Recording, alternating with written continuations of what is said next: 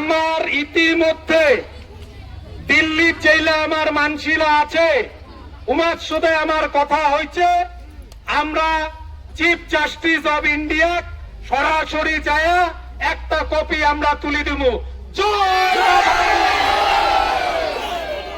জয় মা ভবানী, জয় মা কামাখ্যা, জয় মা কামাখ্যা, জয় মা ধরিত্রী, জয় মা ধরিত্রী। আমরা আমার ভারতবর্ষের যে চিফ জাস্টিস অব ইন্ডিয়া আছে, ওতে আমার দিল্লির আমার মানসি জেলা আছে, উমার মাধ্যমে আমরা সরাসরি চিফ জাস্টিস অব ইন্ডিয়া এই যে কুচবিহারের মহারাজা থাকি শুরু করিয়া, রাজমাতা থাকি শুরু করিয়া আজি এই যে হাজার হাজার মা বইনিলার সম্পর্কে যেইলা মানসি কুৎসিত মন্তব্য করিছে, যেইলা আজে বাজে কথা কইছে, উমার বিরুদ্ধে একটা কপি আমরা চিফ জাস্টিস অফ ইন্ডিয়াকে আমরা তুলি দেব। তো আমরা আলা সগায় আস্তে আস্তে করি সেই রাস মেলার মাঠত যামু।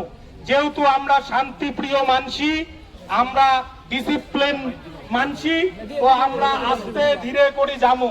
তাও কিন্তু কোন রকম ইয়া করেন না। রাজা শ্রী শ্রী জগদীপেন্দ্র নারায়ণ ভূপ বাহাদুর, আমার শিক্ষা যদি দেখেন, এই বই পড়া, কত স্কুল, কত কলেজ, স্বাস্থ্য চিকিৎসার জন্য হাসপাতাল স্থাপন করিছে। আজি তাক যেইলা মানসি অপমান করিল, তার কথা কিন্তু একটা শ্রেণীর মানসি বল না। আমরা সবাইকে আহ্বান করেছি